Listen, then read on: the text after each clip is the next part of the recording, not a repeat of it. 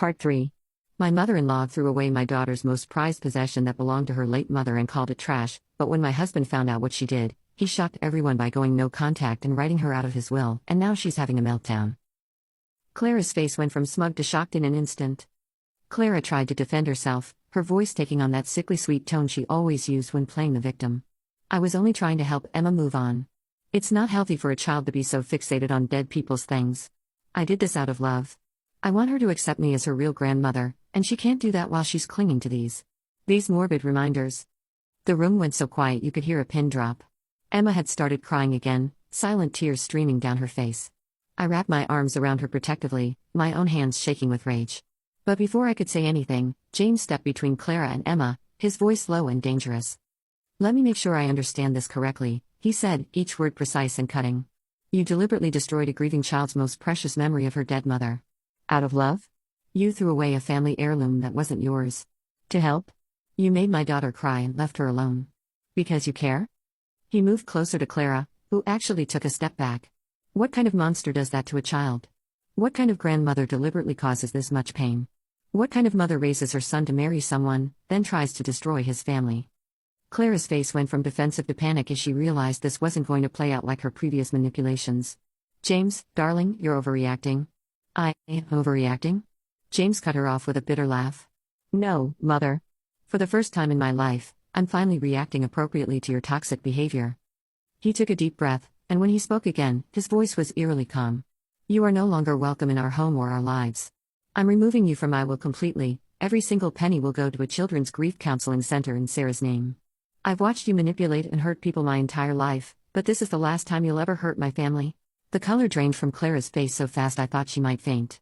As the sole beneficiary of James' substantial estate, he built a very successful tech company. She had always lorded this over other family members, constantly reminding everyone how she would be well taken care of in her golden years. You can't do that," she stammered, her voice rising to a shrill pitch. "I'm your mother. You can't just throw away family like this. I have rights." "Rights?" James scoffed. "You lost any rights when you threw away Emma's bracelet.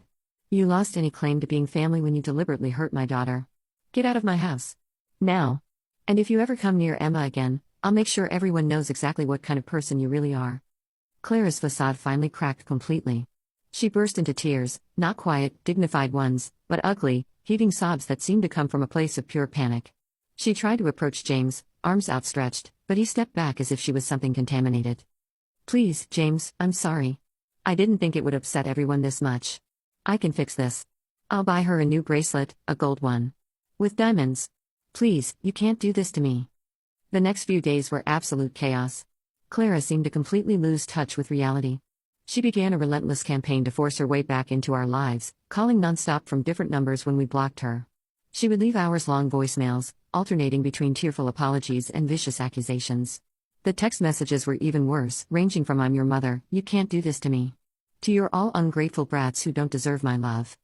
Things escalated when she showed up at James' office, creating such a scene that security had to escort her out. She was screaming about how we were destroying the family and that she would never forgive us for this betrayal.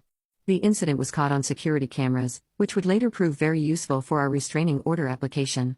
Then came the flying monkeys. Clara had apparently been calling every family member, spinning a tale about how we were cruelly punishing her for one tiny mistake and how we were using Emma to manipulate everyone.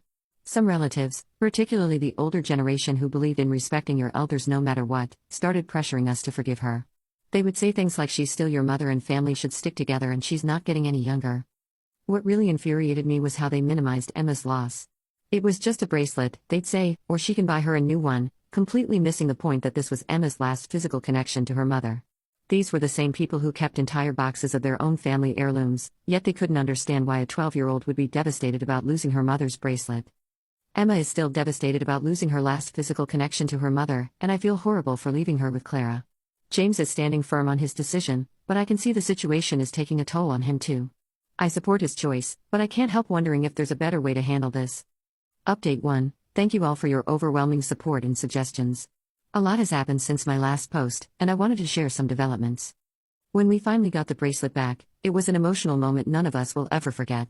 The waste management worker who found it, Mike, had actually lost his own mother recently and said something about the bracelet caught his eye that morning. When he heard our story, he spent nearly an hour of his own time digging through his truck's contents to find it. He refused any reward, only asking that we pay it forward somehow.